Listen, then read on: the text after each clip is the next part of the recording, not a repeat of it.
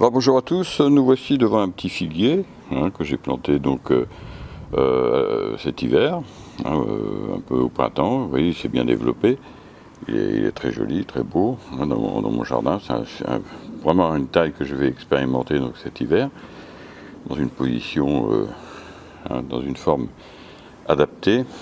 Alors voilà, même, vous voyez, c'est la première année, ils veulent me faire des figues. J'en ai déjà mangé 2. Et vous voyez, elles sont très belles, c'est des belles figues. Je vous dis pas la variété, c'est un secret de fabrication. Et celle-ci va mûrir aussi. Donc c'est un beau figuier, je vous dirai ça, ne vous inquiétez pas. Mais je préfère avant avoir des vrais résultats. Alors, des figues, il y en a. Regardez, il y en a encore une là. Là, pour la deuxième année, c'est superbe. Encore une là, vous voyez, elles sont très très très belles. Celle-ci, je vais la manger bientôt. Elle est vraiment superbe. Voilà. Donc ça marche. Alors, qu'est-ce que c'est ce type de figuier? C'est un figuier unifère. Alors, moi je suis en région parisienne. Alors tout le monde dit non, en région parisienne, il faut prendre du bifère avec la figue fleur, parce que sinon ils n'ont pas le temps de mûrir. Et bien vous voyez que c'est complètement faux. Donc méfions-nous de ce que racontent les professionnels entre guillemets. Et il faut expérimenter. Donc là, moi je vous garantis que ces figuiers-là, donc unifères, soi-disant, qui ne mûrissent pas dans la région, eh bien j'en ai déjà mangé une, vous voyez, il n'y a pas de souci. Elle est en train de mûrir là. Non.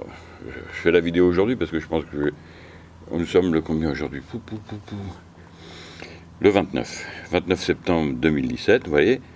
Et il n'y a pas de problème, ça mûrit là. Donc, y a pas, alors on dirait qu'il a fait beau, oui il a fait beau juin, juillet. Juin, juillet très chaud, pas de problème, mais alors août, septembre, à partir du 15 août ça a été vraiment pas très mauvais. Et bien vous voyez, ça mûrit quand même. Donc, une très très bonne expérience. Alors un autre figuier, dans un pot, pareil, deuxième année, sauf que lui, il a passé l'année dans le pot, et donc vous voyez, il est moins développé que l'autre. Mais excellent. Alors unifère aussi, donc encore une fois, une grosse erreur. Alors, j'en ai mangé déjà 2 dans celui-là. Il y en a encore une, celle-ci, encore une petite comme ça, qui va mûrir, et une grosse là qui est en train de mûrir aussi. Donc vous voyez, il n'y a pas de souci. Celle-ci, elle est en train de mûrir, vous voyez bien. Il n'y a pas de problème. Les autres au-dessus, je pense qu'elles ne mûriront pas. Enfin, je sais pas. C'est une expérience. Alors, c'est aussi un unifère, donc il n'y a pas de souci. L'hiver, vous le protégez quand même. Dans notre région parisienne, c'est quand même pas les figuiers, il faut les protéger. Voilà, vous voyez. Alors, je vous expliquerai tout ça l'année prochaine. Alors, un autre figuier, dans un pot aussi, vous voyez. Donc, celui-ci, il a du mal à mûrir, par contre. Les figues elles se colorent et puis au dernier moment, elles tombent avant de mûrir. Donc voilà, elles sont belles, il n'y a pas de souci, mais elles ne mûrissent pas. Donc, c'est une variété qui semble pas tellement adaptée. On verra ça par la suite. On verra l'année prochaine, parce que c'est quand même une... Alors là, par contre, c'est une bouture de l'année dernière. Elle a 1 an de moins que les autres, donc forcément, ceci explique peut-être cela. Donc je lui laisse encore une chance pour une année. Surtout que cette variété, j'en ai planté aussi en pleine terre. Et ils sont bien développés, ils sont magnifiques, donc on verra, je leur laisse un an d'acclimatation. Alors le petit pommier, vous voyez, les pommes, ça commence à changer de couleur. Là, elles commencent vraiment à être super jolies. Elles ont des couleurs super. C'est vraiment très joli comme pomme.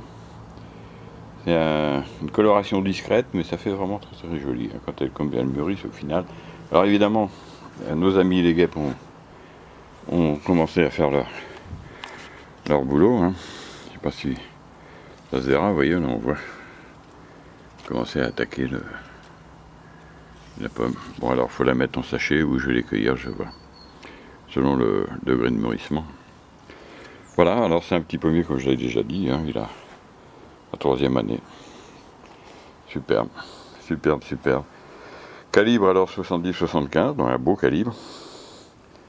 Régulier. C'est l'avantage de la taille.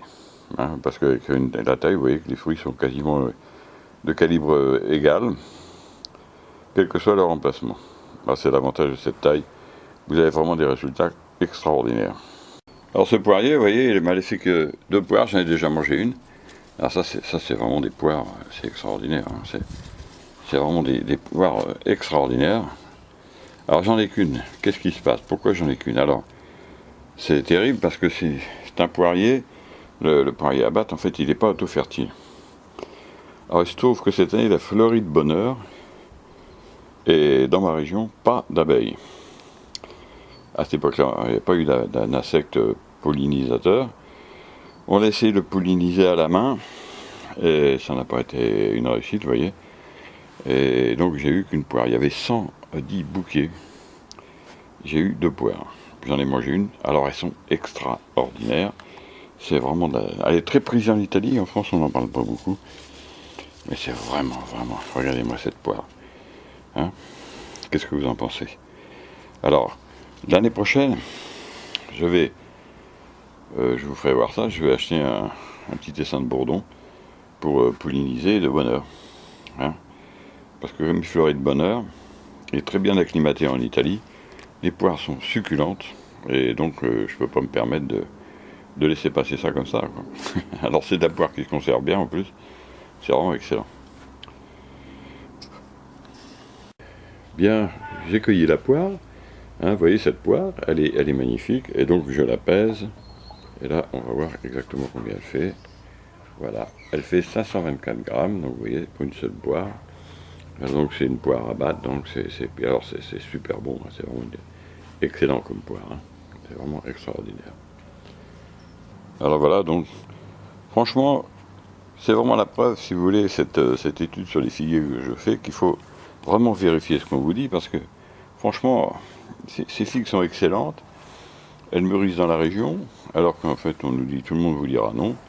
Elles sont extraordinairement bonnes, c'est vraiment de la qualité supérieure, et voilà, pour une année qui n'a pas été terrible, en plus c'est l'année de repiquage, donc vous voyez, il ne faut pas toujours écouter ce qu'on vous dit, il faut bien entendu écouter tout ce qu'on vous dit, mais testez vous-même. Hein. Donc l'année prochaine, je vous montrerai comment je l'ai taillé, et en fin d'année, les résultats obtenus. Après, je pourrais sortir un petit ouvrage, évidemment, sur la taille du figuier et les différentes formes qu'on peut faire.